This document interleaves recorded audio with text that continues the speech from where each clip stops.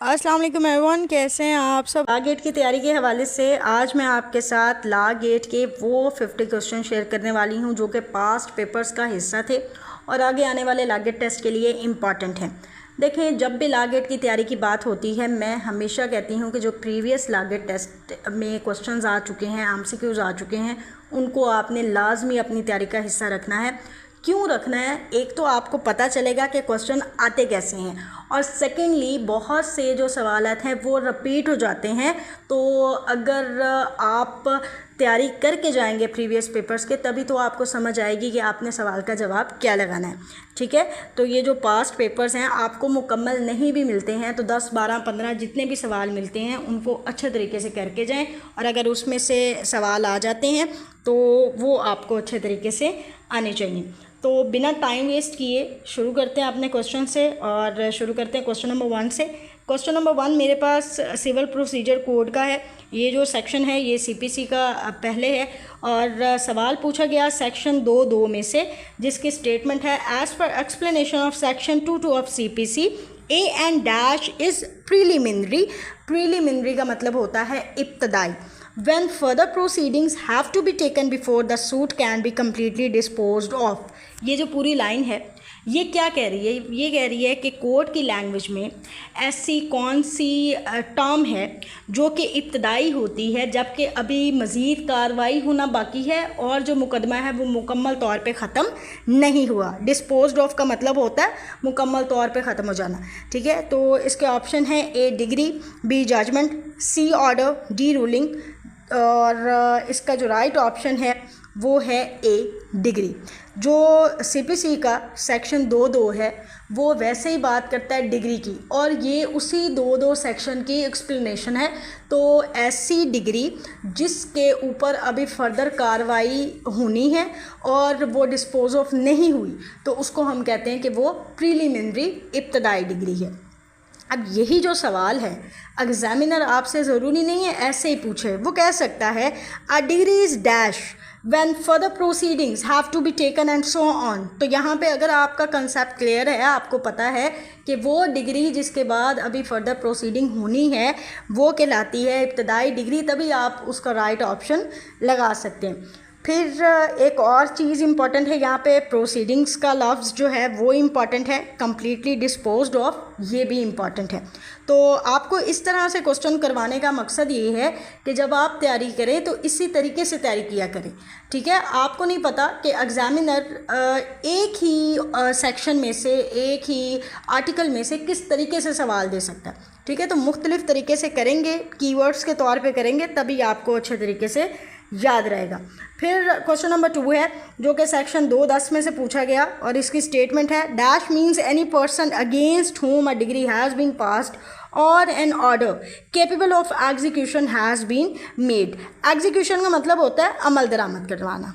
ठीक है, अमल दरामद करवाना या अमल दरामद। ठीक है, तो इसके ऑप्शन है A degree holder, B judgement debtor, C judgement holder. ऐसा कोई लफ्ज़ नहीं है, जजमेंट होल्डर जैसा लफ्ज़ ही नहीं है कोई भी। ठीक है, रेस्पोंडेंट, D रेस्पोंडेंट। इन दोनों लास्ट वाले ऑप्शन को साइड पे किया। हमारे पास ऑप्शन बचते हैं A और B, डिग्री होल्डर, और B है जजमेंट डेटर।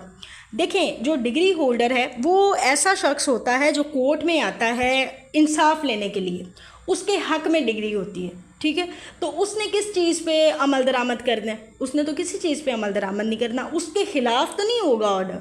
तो जो जजमेंट डेटर है वो ऐसा शख्स होता है।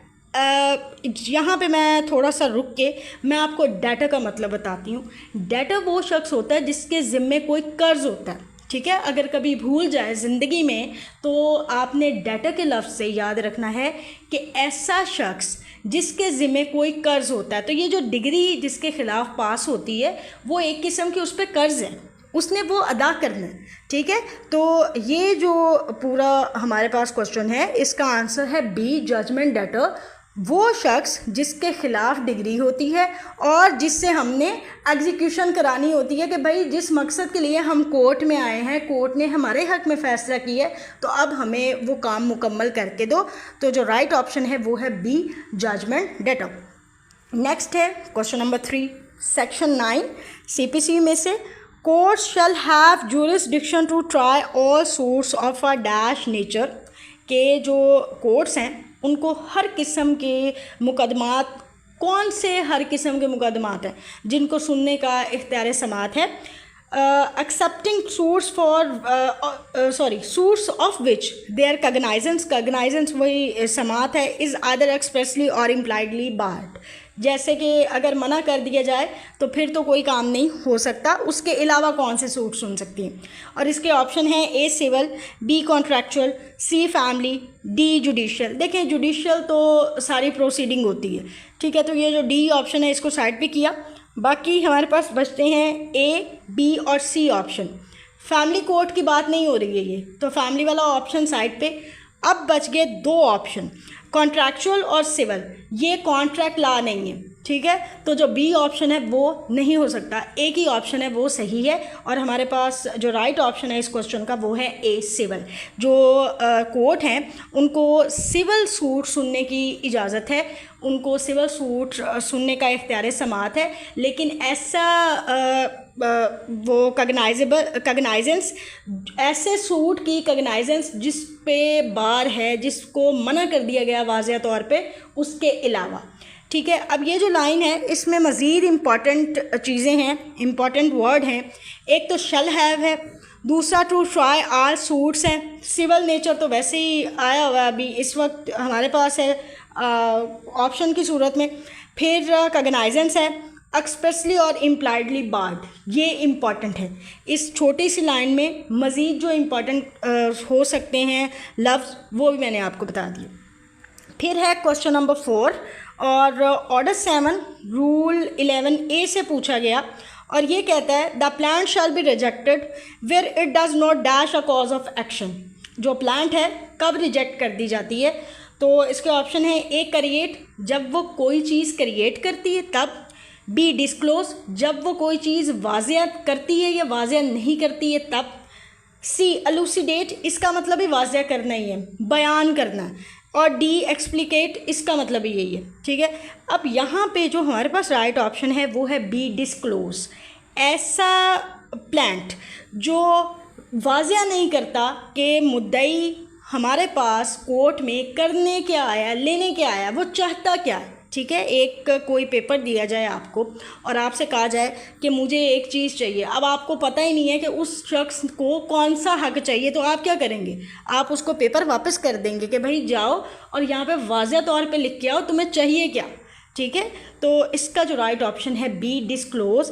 ऐसी प्लांट जो कॉज ऑफ एक्शन बिनाए दावा, कॉज ऑफ एक्शन की उर्दू है बिनाए दावा, उसको डिस्क्लोज ना करती हो, उसको बयान ना करती हो, तो कोर्ट क्या करती है, उसको रिजेक्ट कर देती है, उसको जो है वो वापस कर देती है, ठीक है। यहाँ पे अब क्या क्या इंपॉर्टेंट है, यहाँ पे प्लांट भी इंपॉर्टेंट है, shall be rejected, a cause of action, ये तमाम बातें इंपॉर्टेंट हैं, ठीक है। नेक्स्ट एंड लास्ट क्वेश्चन है इस वक्त हमारे पास और वो है सेक्शन 151 में से मोस्ट इम्पॉर्टेंट सेक्शन है, सीपीसी के सबसे ज़्यादा इम्पॉर्टेंट सेक्शन में से एक सेक्शन है ये, ठीक है, सेक्शन 151। और अभी तक मैंने ऐसा कोई लॉ गेट का टेस्ट नहीं देखा जिसमें इस सेक्शन में से सवाल ना आया हो। ऑप्शन बदल बदल के लाजमी क्वेश्चन देता ही देता है एग्जामिनर, तो ये एक नंबर मुफ्त का है। अगर आप ये 3-4 लाइंस याद कर लेते हैं तो एक नंबर मुफ्त का है। बहरहाल सेक्शन 151 सीपीसी का, nothing in this court shall be deem to limit or otherwise affect the inherent power of the court. ये जो 151 सेक्शन है ये inherent power of the court की बात करता है। इनहेरेंट पावर कौन सी होती हैं, इनहेरिटेंस का लफ्ज़ सुना आपने, विरासती, ऐसी चीज़ जो ना भी चाहे तो भी मिली हुई है, ठीक है, तो ये ऐसी पावर है जो कुदरती तौर पे कोर्ट्स के पास हैं। Of the court to make such orders as may be necessary for the dash or to prevent abuse of the process of the court, ठीक हो गया। तो इसका राइट ऑप्शन इसके जो ऑप्शन है वो है A ends of justice, B enforcement of law, C execution of the decree, D review of judgment. जो हमारी अदालतें हैं, जो भी अदालतें होती हैं, उनका सबसे बड़ा मकसद क्या होता है, वो कायम क्यों होती हैं, वो कायम होती हैं जस्टिस के लिए, ठीक है, किसी को इंसाफ देने के लिए। तो इसका जो राइट ऑप्शन है वो है एंड्स ऑफ जस्टिस। ठीक हो गया। और ये इम्पॉर्टेंट सेक्शन है, मैं फिर से बता रही हूँ, बहुत इम्पॉर्टेंट है। अब यहाँ पे इम्पॉर्टेंट आप देख लें, मज़ीद लफ्ज़ shall be, deem to limit, ये आ चुके हैं लॉ गेट में, मैं अपने पास से नहीं बता रही हूँ, ये मुख्तलिफ लॉ गेट में इसी तरह से आए हैं। ठीक है। फिर है जी अफेक्ट द इनहेरेंट पार्ट और to make such order may be necessary, very important.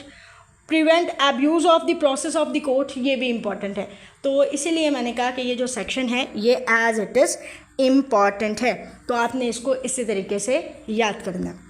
Next है हमारे पास कानूनी शहादत ऑर्डर में से, और आर्टिकल 42 से है, 2 लाइन का ये क्वेश्चन है और एज इट इज़ ये इम्पॉर्टेंट है। आ कन्फेशन, कन्फेशन होता है इकबाल कर लेना, कोई भी काम जो आपने किया है अगर आप कह देते हैं कि हाँ मैंने किया, तो उसे हम कहते हैं इसने इकबाल जुर्म किया है, कन्फेशन किया। ठीक है। A confession does not become irrelevant merely because it was made under a promise of dash. जो इकबाल जुर्म है वो कौन सी ऐसी वजह है जिसकी वजह से इररेलेवेंट यानी कि गैर मुतलका नहीं हो जाता, वो वजह बतानी है। और इसके ऑप्शन है A reward, B secrecy, C pardon, D immunity. Reward का मतलब किसी को कहना कि मैं तुम्हें इनाम दूंगा उस वजह से, पार्डन माफ़ी है, और इम्यूनिटी का मतलब है किसी को बचाना। देखिए जो QSO है उसका आर्टिकल 42 कहता है कि जो इकबाल जुर्म है वो सिर्फ सिक्रेसी के वादे की वजह से इररेलेवेंट गैर मुतलका नहीं हो जाता। अगर कोई इकबाल कर लेता है तो इट्स मीन उसने इकबाल कर लिया, वो मान गया। तो इसका जो राइट ऑप्शन है वो बी है, सिक्रेसी। फिर जो अगला सवाल है हमारे पास वो है आर्टिकल 73 QSO में से, 1-2 लाइन का, ये एक ही लाइन का ये क्वेश्चन है। ठीक है। ये 1-2 लाइन नहीं है, सिर्फ एक ही लाइन है और एज इट इज़ इम्पॉर्टेंट है। Primary evidence means the dash produce for the inspection of the court.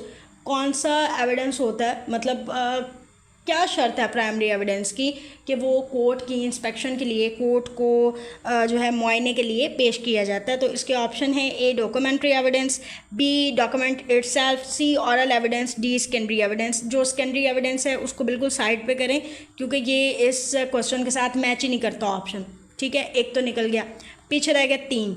अब हम कंफ्यूज होते हैं डॉक्यूमेंट्री एविडेंस में और डॉक्यूमेंट इटसेल्फ में, क्योंकि हमें पता है कि जो ऑरल एविडेंस है वो और एविडेंस है और जो प्राइमरी एविडेंस है वो यकीनन डॉक्यूमेंट के ही रिलेटेड है, लेकिन अब डॉक्यूमेंट्री एविडेंस है या डॉक्यूमेंट इटसेल्फ है। देखें, कोई भी जो एविडेंस होता है वो डॉक्यूमेंट की फॉर्म में ही सबमिट करवाया जाता है कोर्ट में। ठीक हो गया। तो यहाँ पे जो इम्पॉर्टेंट है और यहाँ पे जो राइट ऑप्शन है वो है डॉक्यूमेंट इटसेल्फ। प्राइमरी एविडेंस पहला एविडेंस, पहला कौन सा एविडेंस होता है, जो पहले तख्लीक होता है, यानी कि आपने एक पेपर पे कोई चीज़ लिखी है और वो जो पेपर पे लिखी गई चीज़ है वो प्राइमरी एविडेंस है, आप उसकी कॉपी करा लेते हैं तो वो फिर सेकेंडरी एविडेंस में कन्वर्ट हो जाता है। वो जो कॉपी है वो सेकेंडरी एविडेंस है, लेकिन जो पहले वाला पेपर है वो as it is primary evidence रहेगा। अब पहले वाला पेपर जब आप कोर्ट में सबमिट करवाएंगे तो उसको हम क्या कहेंगे कि ये डॉक्यूमेंट इटसेल्फ है, डॉक्यूमेंट बजाते खुद कोर्ट में पेश किया गया। तो यहाँ पे जो राइट ऑप्शन है वो बी है, डॉक्यूमेंट इटसेल्फ। ऐसा एविडेंस जो जहाँ पे डॉक्यूमेंट को खुद जो प्राइमरी डॉक्यूमेंट है उसको अदालत में पेश किया जाता है मुआयने के लिए, तो उसको हम प्राइमरी एविडेंस कहते हैं। और यहाँ पे मज़ीद जो इम्पॉर्टेंट है वो इंस्पेक्शन ऑफ द कोर्ट भी इम्पॉर्टेंट है, प्राइमरी एविडेंस भी इम्पॉर्टेंट है। बाज़ दफ़ा आपसे पूछ लिया जाता है कि आर्टिकल 73 किसकी बात करता है, तो ये प्राइमरी एविडेंस की बात करता है। फिर है नेक्स्ट क्वेश्चन आर्टिकल 138 से पूछा गया और आर्टिकल 138 लीडिंग क्वेश्चन की बात करता है। ठीक है। लीडिंग क्वेश्चन में बी आस्क्ड इन, ये जो लीडिंग क्वेश्चन है ये कब पूछे जाते हैं, और इसके ऑप्शन है A examination in chief, B cross examination, C re examination, D statement on oath. देखें, जो हलफ बर्दारी है उसमें क्वेश्चन आंसर नहीं होते, वो सिर्फ हलफ पे अगला बंदा आके बोल देता है कि हाँ मैंने ये काम किया, या जो भी उसने स्टेटमेंट बोलनी हो तो ये तो बिल्कुल साइड पे हुआ। री एग्जामिनेशन वो होती है जहाँ पे दोबारा से एग्जामिन किया जाता है अपने विटनेस को भी या दूसरे को भी, तो ये भी साइड पे हुआ।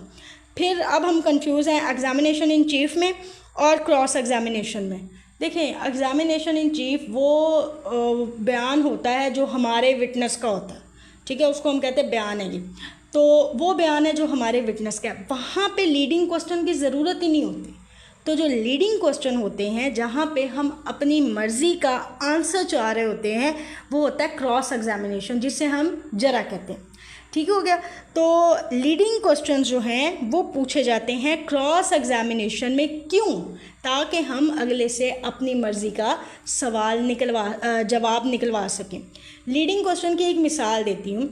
जैसे कोई वकील अगले के क्लाइंट से दूसरे के क्लाइंट से पूछता है कि क्या आप 9 बजे फ़लाँ जगह पे नहीं थे ना। अब ये जो नहीं थे ना लास्ट पे है, ये लीडिंग है। आप उसको हदायत दे रहे हैं, आप उसको लीड कर रहे हैं कि तुमने ना बोलनी है, और ऐसा हो जाता है कि वो जो सामने बैठा विटनेस है वो कंफ्यूज हो जाता है। ठीक है, तो वो क्या करता है, वो कहता है नहीं, अब उसने नहीं कह दिया, हम यही तो चाह रहे थे। तो इसे हम कहते हैं कि ये लीडिंग क्वेश्चन है। ठीक हो गया। तो इसका जो राइट ऑप्शन है वो है B, cross examination. Article 138 leading question की बात करता है। ठीक है, नेक्स्ट है आर्टिकल 164 में से, और इसकी जो स्टेटमेंट है वो है ah CCTV footage of an incident which is a fact in issue in a case is dash in evidence before court. और इसके ऑप्शन है A not admissible, B irrelevant, C admissible, D immaterial. देखें, जो CCTV footage है वो अब हम पेश कर सकते हैं एविडेंस के तौर पे, और कोर्ट उसको एडमिसिबल मानती है, कोर्ट उसको मानती है। ठीक है, बतौर शहादत हम उसको पेश कर सकते हैं, क्योंकि जैसे जैसे टेक्नोलॉजी बढ़ती जाती है वैसे वैसे कानून में वुसअत आती जाती है। तो इसका जो राइट ऑप्शन है वो सी है, एडमिसिबल, काबिल कबूल होती है। अगला सवाल आर्टिकल 117 में से है, जिसकी स्टेटमेंट है if A desires a court to give judgement that B shall be punished for a crime. ये एक्चुअली है इलस्ट्रेशन, यहाँ पे जिक्र नहीं किया गया इलस्ट्रेशन का, लेकिन ये इलस्ट्रेशन है कि अगर ए चाहता है कि कोर्ट जजमेंट दे कि जो बी है उसने एक क्राइम किया और बी को उसके लिए पनिश किया जाए, विच ए सेज बी हैज़ कमिटेड, जो कि ए कहता है कि बी ने किया है, A dash that B has committed the crime. तो ए को क्या करना पड़ेगा? तो इसके ऑप्शन है A must prove, B may prove, C may allege, D shall take out. इसका जो राइट ऑप्शन है वो है ए मस्ट प्रूव। अगर आप ये कहते हैं कि किसी शख्स ने कोई जुर्म किया है तो आपको लाजमी वो जुर्म साबित करना पड़ेगा। ठीक है, सिर्फ इतनी सी बात कह देने से कि फ़लाँ ने जुर्म किया, हम आपकी बात क्यों माने भाई? तो मस्ट प्रूव, लाजमी प्रूव करना पड़ेगा। ठीक है, ये इलस्ट्रेशन है आर्टिकल 177 की, तो इसको एक दफ़ा देख लीजिएगा।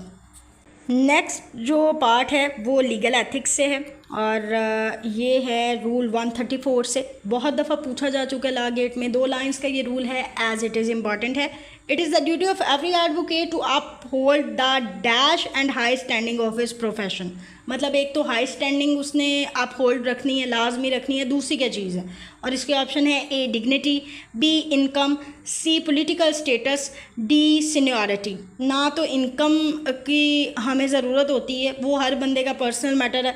ठीक है, पॉलिटिकल स्टेटस भी, स्टेटस जो भी है वो भी उसका पर्सनल मैटर ही है, और सीनियरिटी के साथ हमारा कोई ताल्लुक़ है नहीं। ठीक है, तो किसी भी प्रोफेशन की जो रिक्वायरमेंट होती हैं वो 2 होती हैं। एक तो हाई स्टैंडिंग है, ठीक है, हाई स्टैंडिंग मतलब आला मुकाम है, और दूसरा डिग्निटी है, उसका जो वक़ार है वो। ठीक हो गया। तो यहाँ पे जो राइट ऑप्शन है वो है ए डिग्निटी। हर वकील की ये ड्यूटी है, उसका ये फ़र्ज़ है कि वो एडवोकेट होते हुए अपना वक़ार और जो प्रोफेशन है उसके प्रोफेशन का जो आला मुकाम है उसको बरकरार रखे। तो इसका जो राइट ऑप्शन वो है ए डिग्निटी। फिर रूल 137 से क्वेश्चन है An advocate dash communicate about a subject of controversy with a party represented by an advocate in the absence and without the consent of such advocate। ठीक है, ये जो rule है ये क्या कहता है कि जो एडवोकेट है क्या वो subject of controversy, subject of controversy का मतलब ये है जिसकी वजह से दो वकील कोर्ट में आते हैं, मुकदमा है ना, तो उसे हम कहते हैं सब्जेक्ट ऑफ कंट्रोवर्सी। तो क्या वो जो सब्जेक्ट ऑफ कंट्रोवर्सी है उसके मुतल्लिक दूसरे एडवोकेट की पार्टी के साथ बात कर सकते हैं जबकि वो एडवोकेट अभी तक कोर्ट में मौजूद नहीं है? क्या ये जो चीज़ है ये प्रोफेशनल एथिक्स के हक़ में है? क्या आपका लीगल एथिक्स इसकी इजाज़त देता है? तो इसके जो ऑप्शन है ए में, मतलब में भी कर सकता, बी शैल नॉट, बिल्कुल नहीं करेगा, सी शुड, कर लेनी चाहिए, डी इज़ अलाउड टू, मतलब उसको अलाउ है। तो इसका जो राइट ऑप्शन है वो है शैल नॉट। देखें ये एक वैसे भी जो है वो कहते हैं ना कि उसमें अदब में बात आती है और ये एथिक्स में बात आती है कि आपको कभी भी किसी दूसरे शख्स की गैर मौजूदगी में ऐसी बात नहीं करनी चाहिए जो कि आपके ऊपर लाजिम है कि आप उसी शख्स की मौजूदगी में करें। ठीक है, तो इसका जो राइट ऑप्शन है वो है शैल नॉट, बी। नेक्स्ट है रूल 163 से, और इसकी स्टेटमेंट है the primary duty of an advocate engaged in public prosecution is not to convict but to see that dash. और इसके ऑप्शन है A state wins, B justice is done, C maximum penalty is imposed, D case is delayed. देखें जो वकील है उसकी जो सबसे पहली ड्यूटी होती है वो ये नहीं होती कि उसने हर हाल में दूसरे को सज़ा दिलवानी है, नहीं। हम जो कोर्ट में जाते हैं वकला हजरात, वो जाते हैं जस्टिस के लिए। तो हमारा जो पहला काम है वो ये देखना है कि इंसाफ हो, चाहे दूसरी पार्टी के साथ हो चाहे हमारी पार्टी के साथ है। ठीक है, तो इसका जो राइट ऑप्शन है वो है बी जस्टिस इज़ डन। तो जो पहली ड्यूटी है एडवोकेट की जो कि पब्लिक प्रोसिक्यूशन में इंगेज है वो ये नहीं है कि मुजरिम को सज़ा ही दिलवानी है या मुलजिम को सज़ा ही मुजरिम को तो खैर सज़ा ही होगी, मुलजिम को या ऐसा शख्स जो उसके पास आ गया है और दूसरी पार्टी जो है वो उसके ख़िलाफ़ है तो उसने सज़ा ही दिलवानी है, नहीं। उसका जो पहला काम है, पहला जो उसका फ़र्ज़ है वो ये है कि वो देखे कि जस्टिस हो, इंसाफ हो। तो इसका जो राइट ऑप्शन वो है बी, और इसमें इम्पॉर्टेंट प्राइमरी ड्यूटी भी है, इंगेज्ड इन पब्लिक प्रोसिक्यूशन भी है, नॉट टू कन्विक्ट भी है।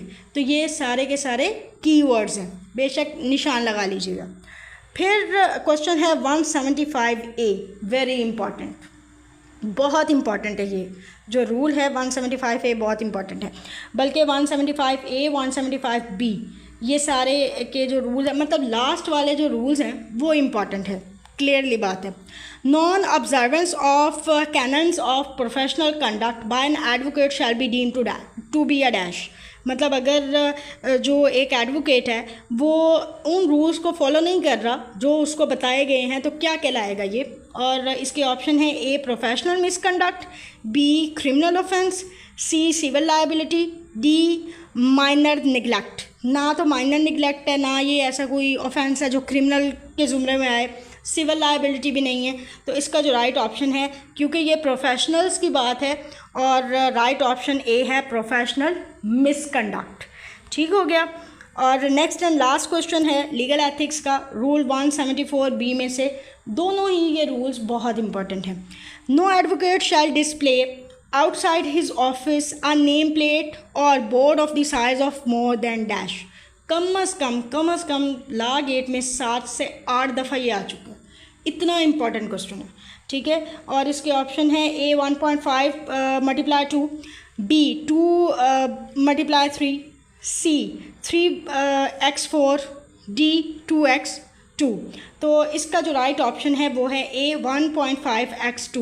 वैसे यहाँ पे 1.5x2 दिया हुआ है, लेकिन जब आप देखते हैं अपने उसमें ये जो हमारे पास रूल का है लीगल एथिक्स का पूरा एक कंडक्ट है उसमें ये और तरीके से लिखा हुआ, तो वो भी जहन नशीन कर लीजिएगा। वैसे यहाँ पे भी ये ठीक है। ठीक हो गया। फिर हमारे पास इंटरनेशनल लॉ के क्वेश्चन है, तो और साथ में लीडिंग कॉन्स्टिट्यूशनल केसेस के भी हैं। तो सबसे पहला क्वेश्चन आर्टिकल 2A है constitution of Pakistan 1973। As per Article 2A of Constitution of Pakistan 1973, the principles and provisions set out in the objective resolution reproduced in the annex are hereby made part of the constitution and shall have dash effect accordingly. देखें, जो objective resolution है वो हमारे जो आइन है उसका part है, ठीक है। और जहाँ कहीं भी कोई मसला बनता है तो फिर हम जाते हैं उसकी तरफ, वो जो आर्टिकल 2A में ऑब्जेक्टिव रेजोल्यूशन है उसकी तरफ जाते हैं, ठीक है। ये कब हुआ था? ये तब हुआ था जब हमारा आइन नहीं था, तो किसी तरीके से तो हमने चलाना था मुल्क को, ठीक है। तो उस वक्त ये ऑब्जेक्टिव रेजोल्यूशन जो है वो मौजूद थी और उसी के मुताबिक फिर हमने देखते हुए वहीं से चीज़ें निकालते हुए ये जो आइन है उसको तरतीब दिया। तो इसके ऑप्शन है A important, B mandatory, C permanent, D substantive. तो इसका जो राइट ऑप्शन है वो डी है, सब्सटेंटिव पार्ट है। ये जो ऑब्जेक्टिव रेजोल्यूशन है वो हमारे आइन का as per article 2A substantive part है। फिर आर्टिकल 10A और इसकी स्टेटमेंट है for the determination of his civil rights and obligations or in any criminal charge against him a person shall be entitled to a dash. पर जो article 10A है वो किसकी बात करता है? इसके ऑप्शन है A fair trial and due process, B summary trial, D speedy trial, D private trial. तो इसका जो राइट ऑप्शन है वो है fair trial and due process. जो आर्टिकल 10A है वो कहता है कि अगर किसी को आपने पकड़ लिया है तो फिर उसके साथ इंसाफ वाला मामला करें और फेयर ट्रायल करें। अगला सवाल आर्टिकल 55(1) में से है, जिसकी statement all decisions of the national assembly shall be taken by dash of the members present and voting. जो तमाम के तमाम फैसला जात हैं नेशनल असम्बली के वो किस तरह से लिए जाएंगे? और इसके ऑप्शन है ए कंसेंसस। कंसेंसस का मतलब होता है मुतफिका होना, एक राय पे सबका मुतफिक होना। बी मेजॉरिटी, सी 1/3 मेजॉरिटी, डी 2/3 मेजॉरिटी, ठीक है। चलो जी, ये जो 2AC ऑप्शन है ये तो बिल्कुल गलत हो गए, हमें पता है। अब हम कंफ्यूज हैं 2/3 में और मेजॉरिटी में, क्योंकि हमें पता है कि जो फैसले होते हैं वो 2/3 अक्सरियत के साथ होते हैं। तो ये पता नहीं डी वाला ऑप्शन ठीक ना हो जाए, है ना। तो आपको मैं बता दूं कि यहाँ पे जो बात हो रही है वो प्रेजेंट मेंबर्स की हो रही है, मतलब जितने लोग प्रेजेंट हैं उनके मुताबिक। तो जो मेजॉरिटी है मतलब ये कि अगर 25 लोग प्रेजेंट हैं, 20 लोग एक बात पे मुत्तफिक हैं, तो मेजॉरिटी 20 वाली हुई ना। इसलिए जो राइट ऑप्शन है वो बी है, मेजॉरिटी। जो नेशनल असेंबली है वहाँ पे जितने भी डिसीजन होंगे प्रेजेंट मेंबर की मेजॉरिटी के ऊपर लिए जाएंगे, ठीक हो गया। तो राइट ऑप्शन इज़ बी। और ये आर्टिकल 55(1) की बात हो रही है, एक दफ़ा इसको बेशक आप कंफर्म भी कर सकते हैं। नेक्स्ट है आर्टिकल 62 और इसकी जो स्टेटमेंट है वो है the term of office of the chairman and deputy chairman of senate shall be dash years from the day on which he enters upon his office. सीधी सी बात है कि जो चेयरमैन है, डिप्टी चेयरमैन है, कितने अरसे तक अपना ओहदा संभाल सकता है। और इसके ऑप्शन है A2, B3, C4, D6। इसका जो राइट ऑप्शन है वो 3 साल है। जो सेनेट है वो डिज़ोल्व नहीं होती, नेशनल असेंबली डिज़ोल्व हो जाती है, सेनेट डिज़ोल्व नहीं होती। 3 साल के लिए एक आता है, मतलब एक मेंबर्स आते हैं जितनी भी तादाद होती है, फिर अगले 3 साल के लिए आते हैं। तो इस तरह ये 6 साल हो जाता है, जबकि जो नेशनल असेंबली है उसका टेन्योर 5 साल का है, ठीक है। तो जब तक अगली हुकूमत आती है सेनेट वहीं की वहीं रहती है, ये कहीं नहीं जाती, ठीक है। तो इसका जो राइट ऑप्शन है वो है B3।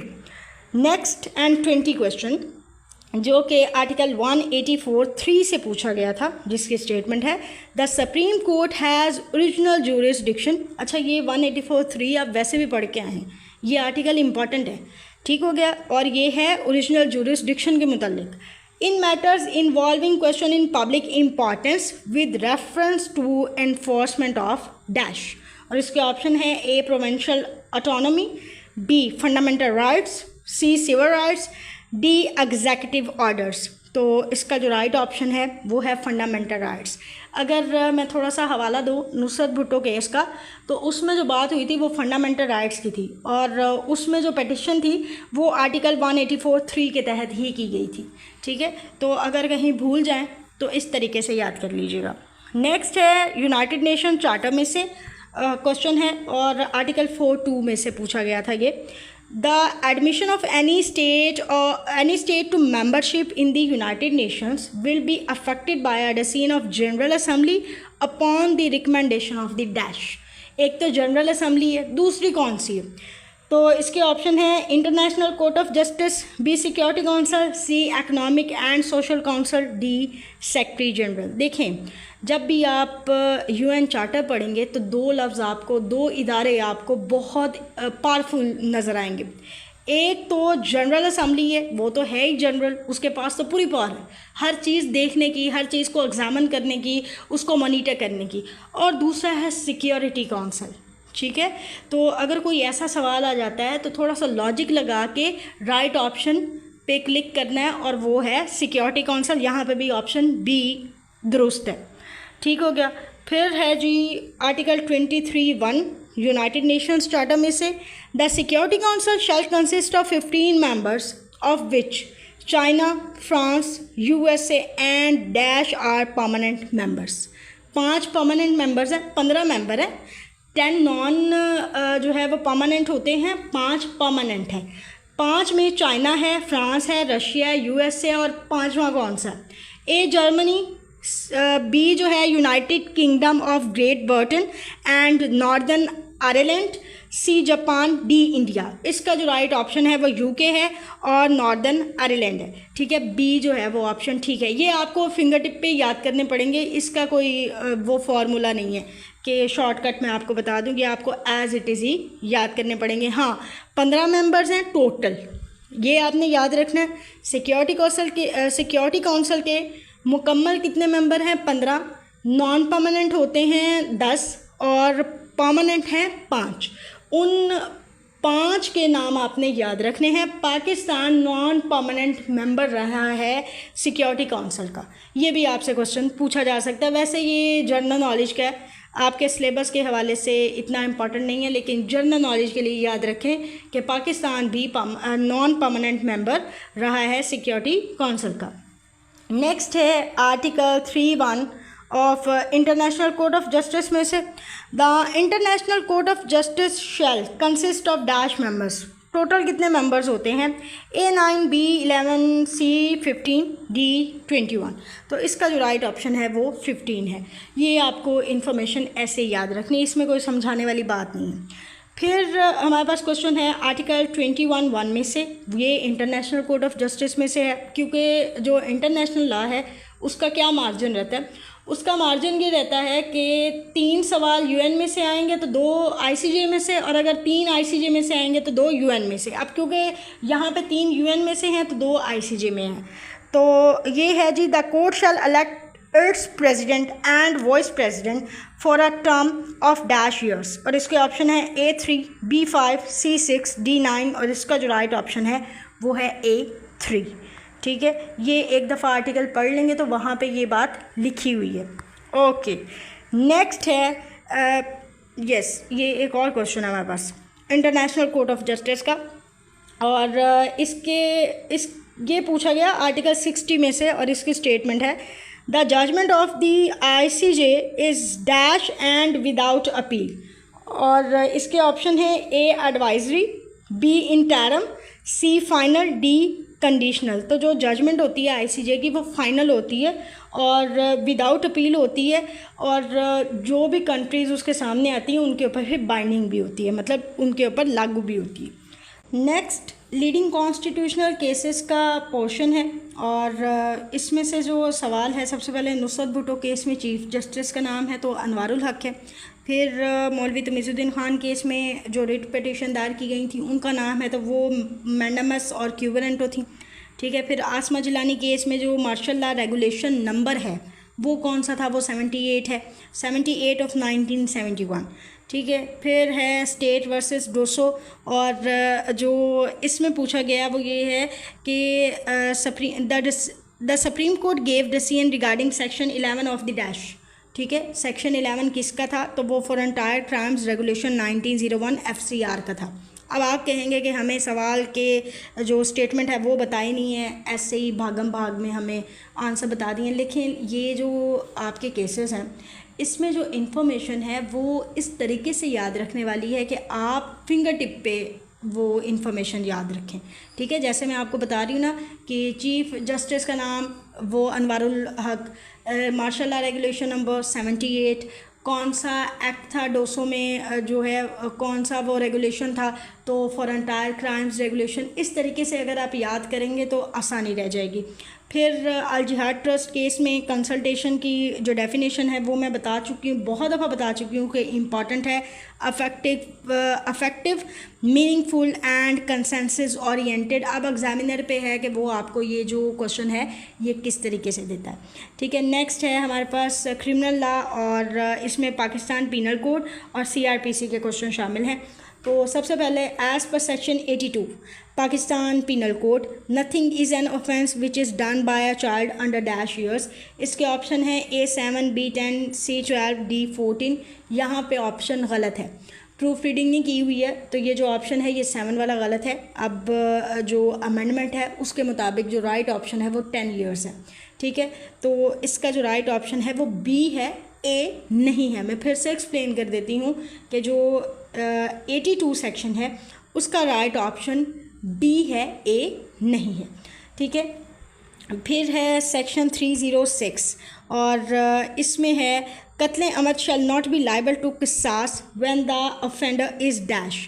तो कत्ले अमद में कसास लागू नहीं होता जब जुर्म करने वाला माइनर होता है या इनसेन होता है, मतलब उसको पता ही नहीं होता कि उसने क्या किया है। तो इसका जो राइट ऑप्शन है वो माइनर और इनसेन है। फिर है section 350 whoever intentionally uses force to any person without that person's consent to commit an offence is said to use dash। मतलब जो किसी शख्स की रज़ामंदी के बग़ैर उसके ऊपर ज़ोर लगाता है, फोर्स अप्लाई करता है, तो उसको क्या कहते हैं हम? असल्ट। अब यहाँ पे ज़्यादातर जो स्टूडेंट हैं उनको हमला करना लगता है, लेकिन ये नहीं है इसका option. B criminal force, C hurt, D wrongful restraint, और इसका जो राइट ऑप्शन है वो B है। ऐसा शख्स जो किसी की रज़ामंदी के बिना उस पर फोर्स लगाएगा तो उसे हम कहते हैं कि ये क्रिमिनल फोर्स है, मुजरिमाना फोर्स है। ठीक है, तो इसका जो राइट ऑप्शन है वो है B। Next section 383 very very very important, मतलब कि कम से कम 5 से 6 दफ़ा ये सेक्शन आ चुका है, तो उस हिसाब से मैंने कहा है कि ये बहुत इंपॉर्टेंट है। Intentionally putting any person in fear of injury to induce delivery of property constitutes dash, और इसके ऑप्शन है A theft, B extortion, C robbery, D dacoity. तो इसका जो राइट ऑप्शन है वो B है, एक्सटॉर्शन। सेक्शन 383 पढ़ें तो वहाँ पे जो सामने हेडिंग मिलती है आपको वो एक्सटॉर्शन की है। ठीक है, तो इसका जो राइट ऑप्शन है वो एक्सटॉर्शन है। थेफ्ट और रॉबरी आपको लग सकता है लेकिन ये है नहीं, याद रखिएगा। नेक्स्ट सेक्शन 299D, और ये है dash means compensation determined by the court to be paid by offender to victim for causing hurt not liable to अर्श। ऐसी कंपनसेशन, ऐसा मुआवजा जिसको कोर्ट डिसाइड करती है उसे हम दामन कहते हैं। ठीक है, तो इसका जो राइट ऑप्शन है वो C है। दियत आपको पता है वो जो है ये अलग है, दियत की जो डेफिनेशन है वो और होती है, अर्श की डेफिनेशन और है, लेकिन जो कंपनसेशन, जो मुआवजा अदालत तय करे उसको हम दामन कहते हैं। ठीक है, कुछ लोग इसको दामान भी कहते हैं, वो आपकी प्रोनाउंसिएशन है, जो बेहतर लगे वो आप बोल सकते हैं, उस पर आपको कोई पेनल्टी नहीं लगती। नेक्स्ट CRPC 41I में से, और इसकी स्टेटमेंट है high court means the highest court of criminal appeal और रिवीजन फॉर अ डैश, और इसके ऑप्शन है A district, B province, C division, D tehsil.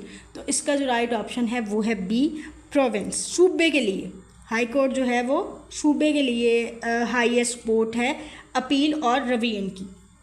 Section 61 CRPC, a police officer shall not detain in custody a person arrested without warrant for a longer period than dash, और इसके option है A 12 hours मतलब 12 घंटे, B 24 घंटे, C 48 और D 72। 24 घंटों के अंदर अंदर जो पुलिस ऑफिसर है उसको, वो जो शख्स जिसको उसने किया हुआ अरेस्ट किया हुआ, उसके ऊपर ये लाजिम है कि अरेस्टेड पर्सन को मजिस्ट्रेट के सामने पेश करे। और ये जो पीरियड है 24 घंटों का, इसमें वो पीरियड एक्सक्लूड होता है जो कि एक जगह से दूसरी जगह जाने के लिए लगता है। ठीक है, तो इसका जो राइट ऑप्शन है वो बी है, 24 आवर्स। नेक्स्ट सेक्शन 41H है, very very important. Dash includes all proceedings under CRPC for collection of evidence conducted by police और ऑथराइज्ड पर्सन। और इसके ऑप्शन है ए इंक्वायरी, बी इन्वेस्टिगेशन, सी ट्रायल, डी कग्नाइजेंस। देखिए जो समात है वो मैजिस्ट्रेट करता है, इंक्वायरी है वो भी जो है, इंक्वायरी का मतलब होता है जानना, जांचना, वो भी इसी तरीके से अदालती इंक्वायरी है। ट्रायल है वो तो होता ही कोर्ट में। तो इसका जो राइट ऑप्शन है वो है इन्वेस्टिगेशन, तफ्तीश।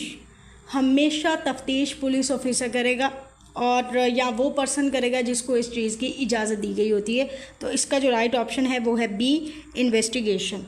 नेक्स्ट सेक्शन 490 और इसकी जो स्टेटमेंट है वो है, every appeal shall be made in the form of a dash in writing presented by appellant और हिज प्लीडर। और इसके ऑप्शन है ए पिटिशन, बी प्लांट, सी एप्लीकेशन, डी मेमो। इसका जो राइट ऑप्शन है वो है ए। आपने कभी लफ्ज़ सुना हो वकीलों के मुंह से तो वो कहते हैं हमने पिटीशन दायर करनी है। ठीक है, कभी भी आपने ये नहीं सुना होगा कि हमने एप्लीकेशन दायर करनी है। इस मामले में स्पेशली अपील के मामले में तो वो कहते हैं कि हमने पिटीशन दायर करनी है। तो इसका जो राइट ऑप्शन है वो ए है।